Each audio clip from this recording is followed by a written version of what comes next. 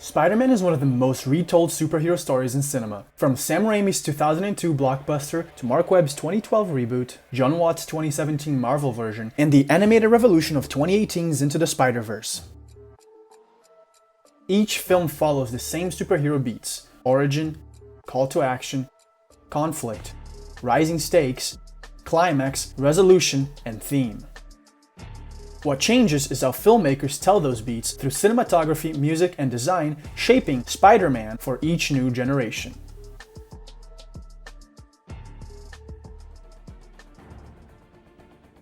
Raimi's 2002 film treats the bite like body horror, with close-ups, tilted angles, and Elfman's score transforming a kid into a myth. Webb's reboot is immersive, using first-person web swinging and a rougher DIY suit. Watts skips the bite entirely, opening with Peter's vlog, and the Stark suit becomes his real origin.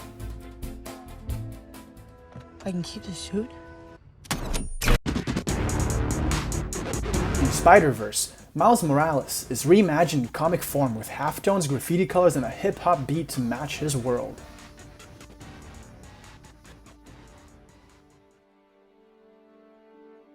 For Raimi, the call to action is Uncle Ben's death, a silent, shadowy scene that seals Peter's guilt.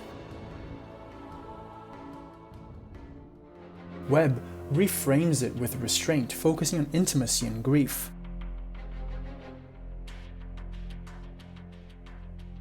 In Homecoming, it's almost comedic, Peter waiting impatiently for a real mission. And in Spider-Verse, it's not Ben's death but Peter Parker's. Miles inherits responsibility from someone else's sacrifice. Spider-Man's villains aren't just enemies, they reflect Peter's own identity struggles. Raimi's Green Goblin is shot like horror, a monstrous mirror of Peter's ambition. Webb's Lizard is grotesque body horror, science pushed too far.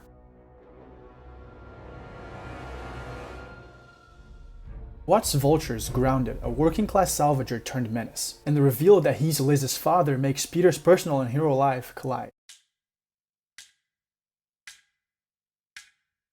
And in Spider-Verse, Kingpin's hulking frame embodies grief, set against Miles' fractured identity that's been literalized through glitch animation styles. At the midpoint, the cost of heroism rises. Raimi makes Peter choose between MJ and a tram full of children, for example. Webb chooses to highlight empathy by showing Peter saving a child, giving him his own mask.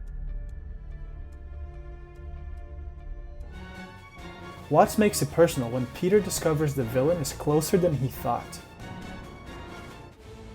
And in Spider-Verse, the Collider threatens to tear the city apart. The climax defines each hero. Raimi's warehouse fight is brutal and bloody, shot handheld to put us in Peter's pain.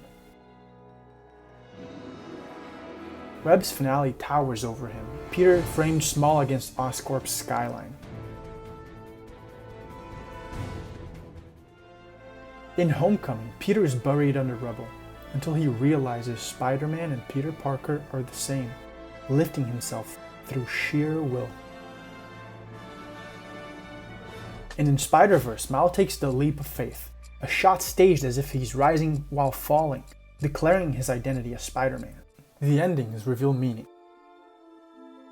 Raimi closes on tragedy, Peter rejecting MJ at Uncle Ben's grave, responsibility as burden. Webb echoes with Captain Stacy's funeral, sacrifice and love. Watts ends differently.